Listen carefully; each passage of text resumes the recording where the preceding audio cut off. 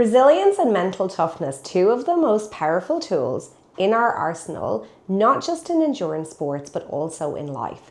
So I'm Suzanne Rath, and you're listening to Endures for your daily dose of endurance leadership and life lessons.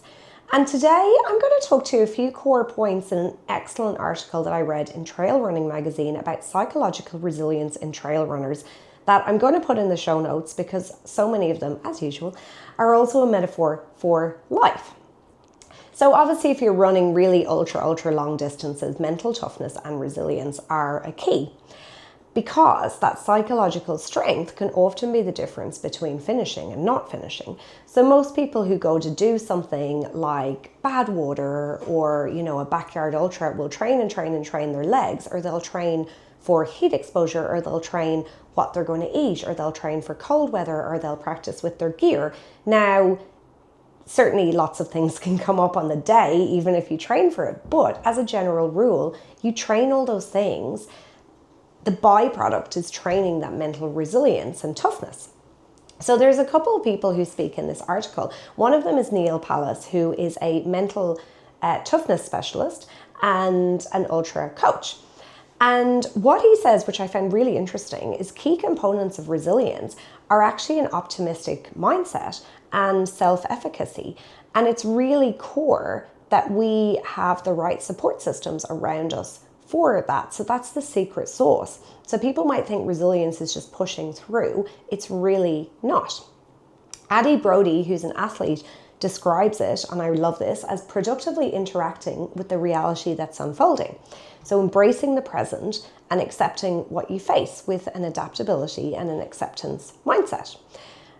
And in the article, they talk about resilience as being more holistic than mental toughness. Because if you've been listening to the podcast for a while, you'll know that I struggle a little bit with the idea of resilience just as pushing through, right? We need to have resourcefulness, we need to have grit, but we also need to be adaptable and need to know when to change pace or to pivot.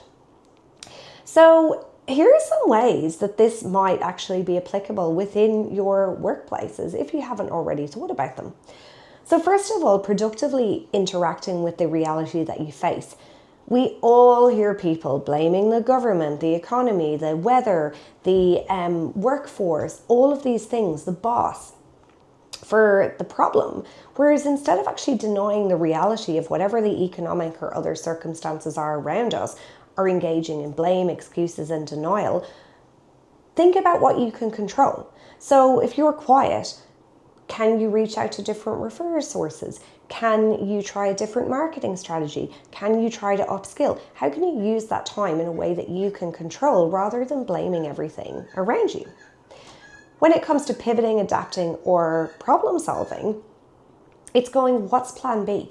What can I adjust? What can I do? That's not working. Just because it's worked before doesn't necessarily mean it's going to work in this case. What does this person in front of me need? Do they have a different communication need? Do they have a different education need?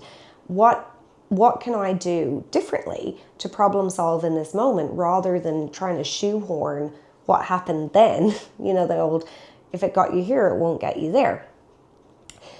They talk about exposure to challenge in the article. So they actually talk about proactively seeking out and embracing challenges to accelerate growth. So in an ultra running space, we will do this through, say, repetitive days of training on tired legs, or trying a new trail that you're not used to, or hiking up something really hard. Like all of these things that we will do to seek out challenge.